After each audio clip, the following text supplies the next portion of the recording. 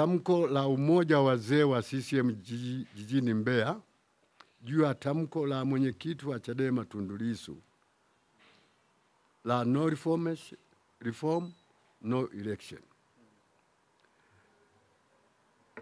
Mara baada ya kupata uhuru wake Tanganyika tarehe 9 mwezi wa 1961 na Tanganyika kwa jamhuri tarehe 9 mwezi wa 1262, Watanganyika walipoombwa maoni yao juu ya umuhimu wa kuwa na mfumo wa vyama vingi vya siasa, waliamua mfumo huo ufutwe na tubaki na mfumo wa chama kimoja cha siasa ambacho kwa wakati huo kilikuwa chama cha TANU.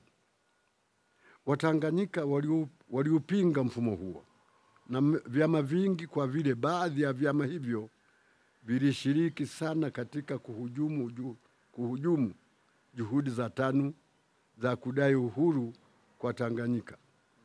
Jambo la aina hiyo lilitokea Zanzibar, ambako kwa kuvitumia vyama hivyo Waingereza walifanikiwa kuikabidhi serikali ya Zanzibar mikononi mwa Sultani Jamshid.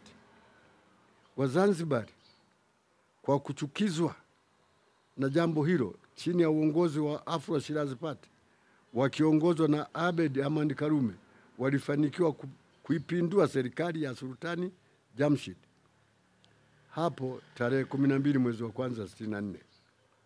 Kutokana na tabia hizo mbaya za vyama vya upinzani, na huko Zanzibar kulibaki kuwa na mfumo wa chama kimoja cha siasa ambacho ni ASP. Vyama hivyo viwili vya TANU na ASP viliungana hapo tarehe 5 mwezi wa pili 1977 kulizaliwa Chama cha Mapinduzi CCM. Rais wa Jamhuri ya Muungano wa Tanzania Dr. Samia Suluhu Hassan amekuja na msemo wa R4 ambazo ni maridhiano, ustahimilivu, mabadiliko, kujenga upya. Pamoja na kwamba msemo huo umeletwa wakati wa Mama Samia, ukweli ni kwamba CCM na vyama tangulizi vya TANU na ASP vilikuwa vikiishi katika kuzingatia ara hizo 4.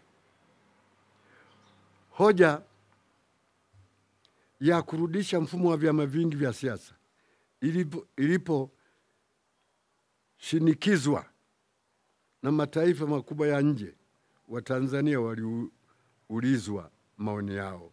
80% ya Watanzania walipinga mfumo huo na 20% tu waliunga mkono. Kwa kuzingatia hoja ya maridhiano, CCM chini ya ushauri wa baba wa taifa Mwalimu Julius Nyerere waliridhia na mfumo huo wa vyama vingi ulirejeshwa tena hapa nchini mwaka 1992 wakati wa awamu ya pili chini ya Rais Ali Hassan Mwinyi.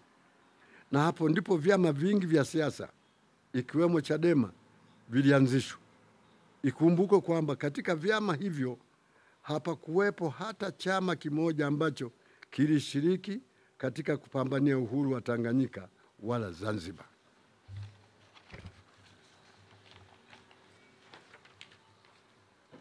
Vijana wetu wengi ambao mwaka huu watapiga kura kwa mara ya kwanza, kwa vile watakuwa wametimiza umri wa miaka 18, walikuwa na umri wa miaka 7 tu. Mwaka 2014 wakati vikao vya bunge maalum la katiba, hivyo ni rahisi kwao kudanganyika kwa swala la katiba mpya ni jipya. Tunapenda kuwajulisha kuwa jambo hilo si jipya, ila CCM kwa kuzingatia hoja ya ustahimilivu ilistahimili kuacha kuyatekeleza mambo ya maendeleo ya wananchi na kuingia kwenye mchakato wa kuandika katiba mpya. Fedha nyingi ilitumika kwa kufanya yafuatayo: kutungwa kwa sheria na bunge sheria ambayo ingesimamia mchakato mzima. Sheria ilitungwa na kupitishwa kwa wingi wa wabunge bungeni na hatimaye kutiwa saini na Rais wa awamu ya 4 Dr. Jakaya Mrisho Kikwete. B. Kuundwa kwa tume ya kukusanya maoni ya wananchi. Tume iliundwa ikiongozwa na Jaji Joseph Warioba. C. Kukusanya maoni ya wananchi na kuandaa rasimu ya kwanza ya katiba. Wananchi wapatao 300,000 walitoa maoni yao kwa maandishi au kwenye mikutano ya tume. Rasimu ya kwanza ilitolewa Juni 2013. D. Kuundwa kwa mabaraza ya kujadili rasimu ya katiba. Mabaraza yaliundwa na kutoa maoni yao. Rasimu ya pili ilipatikana ikiwa na masahihisho machache. Kuundwa kwa bunge maalum la katiba. Bunge liliundwa kwa kuzingatia sheria iliyotungwa na Bunge la Jamhuri ya Muungano wa Tanzania ili isimamie mchakato huo. Mwenyekiti wa bunge hilo alikuwa hayati Samuel Sita na Dr. Samia Suluhu Hassan alikuwa makamu mwenyekiti. Bunge hili lilikuwa na wajumbe wengi sana. F. Bunge maalum lilitakiwa likae ili kuipitia rasimu hiyo ya katiba na 1. Kupitisha yale yaliyoonekana mazuri. 2. Kurekebisha na kuboresha baadhi ya mapendekezo yaliyokuwa na mapungufu. 3. Kuondoa ambayo yalionekana hayafai. 4. Kuongeza ambayo yalionekana kwenye rasimu yalisahaulika. Bunge maalum la katiba lilikaa vikao viwili kwa siku nyingi ili kufanya hayo yaliyoorodheshwa hapo juu. Lakini katika kikao cha pili, baadhi ya wajumbe waliojiita UKAWA wakiongozwa na viongozi wa Chadema na CUF waliondoka bungeni.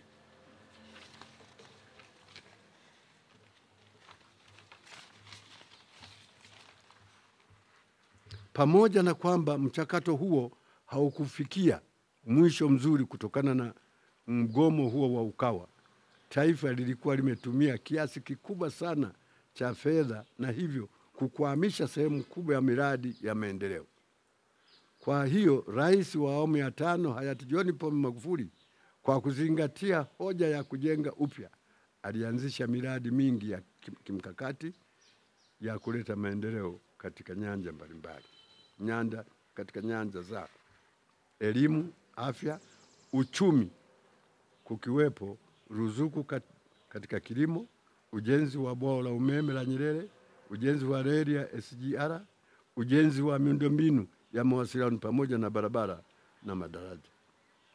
Rais wetu wa awamu ya 6 Dr. Samia ameendeleza miradi hiyo kwa ufanisi mkubwa na baadhi imekamilika na Watanzania wameiona na wananufaika nayo. 6. Rais Dr. Samia Suluhu Hassan, kwa kuzingatia hoja ya mabadiliko, amefanya mengi kwa upande wa siasa, baadhi yake yakiwa haya yafuatayo: kuruhusu mikutano ya hadhara ya vyama vya siasa, kubadili tume ya uchaguzi kuwa tume huru ya uchaguzi, kufuta kipengele cha wagombea kupita bila kupingwa, kuruhusu wafungwa wenye kifungo kisichozidi miezi 6 kupiga kura wakiwa magerezani na mengineyo mengi. 7. Sasa hoja ya no reform, no election, yani hakuna mabadiliko, hakuna uchaguzi, inatokea wapi? Kwanza tunaiona ni kidikteta, kwani haionyeshi kama ni hoja inayotokana na azimio lolote la vikao vya chama. Ni hoja ya mtu mmoja anayejinadi kuwa haogopi kufungwa na yuko tayari kufa. Anataka kutupeleka wapi huyu? Anasema watatumia nguvu ya umma kulazimisha mabadiliko ya kisheria. Ieleweke kuwa njia sahihi ya kutumia nguvu za umma ni kupitia sanduku la kura, na mabadiliko ya kisheria yanafanywa na bunge baada ya kuchaguliwa. Njia nyingine yoyote ya kutumia hicho kinachoitwa nguvu ya umma ni fujo.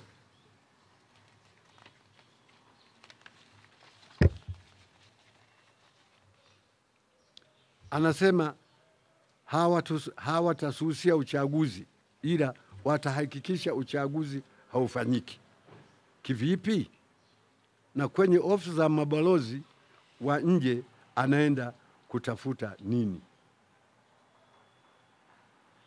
Kwa hiyo wito wetu kwa Watanzania ni kwamba waendelee kudumisha amani na uhuru tulionao, ili tuweze kufanya shughuli zetu ambazo zitatuletea maendeleo.